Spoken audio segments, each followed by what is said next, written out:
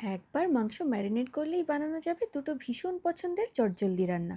একদম অল্প তেল দিয়েই লাঞ্চ আর ডিনার দুটোই বানানো হয়ে যাবে। মিক্সিং জারে প্রথমেই টক দই, হলুদ গুঁড়ো, লঙ্কা গুঁড়ো, এভারেস্টের তন্দুরি চিকেন মশালা, কাঁচা লঙ্কা কুচি, লেবুর রস, রসুন বাটা, আদা বাটা আর কাসুরি মেথি পেস্ট করে নেব। এই মশলাটা দিয়ে মাংস ম্যারিনেট করে যে কোনো ছুটির দিনে ফ্রিজারে রেখে দিতে পারো। তারপর যেদিন খেতে ইচ্ছা করবে 2 চামচ মতন অলিভ অয়েল গরম করে ম্যারিনেট করা মাংসটা দিয়ে স্বাদ মতো নুন দিয়ে ঢেকে দেবো। 15 মিনিট পর মাংস একদম সেদ্ধ হয়ে গেলে উপর থেকে একটু পেঁয়াজ কুচি ছড়িয়ে হাই ফ্লেমে 2-3 মিনিট নাড়াচাড়া করে রেখে দেবো। এইভাবে নানা রকম চিকেন ম্যারিনেট করে খুব চটজলদি কিছু রান্না করা যেতে পারে। একবার যদি ফ্রিজারে এরকম চিকেন ম্যারিনেট করা থাকে, তবে সপ্তাহের মাঝে যে কোনো দিন চটজলদি এইভাবে এগ রোল বা চিকেন ফ্রাইড রাইস বানানো যেতেই পারে। রোলের জন্য পরোটা বানাতে অনেকেই জানে না, তবে সেক্ষেত্রে একটা টর্টিয়া র্যাপ কিনে নিলেই এই রোলটা বানানো যাবে। আর আমি আগেও একটা ভিডিওতে বলেছি যে এরকম স্কোয়ার করে বানালে আমার মনে হয় রোলটা মুড়তে অনেক সুবিধা হয়। তাই জন্য আমি ডিম দিয়ে এরকম একটা স্কোয়ার পরোটা বানিয়ে উপরে লেবুর রস, অল্প পেঁয়াজ কুচি,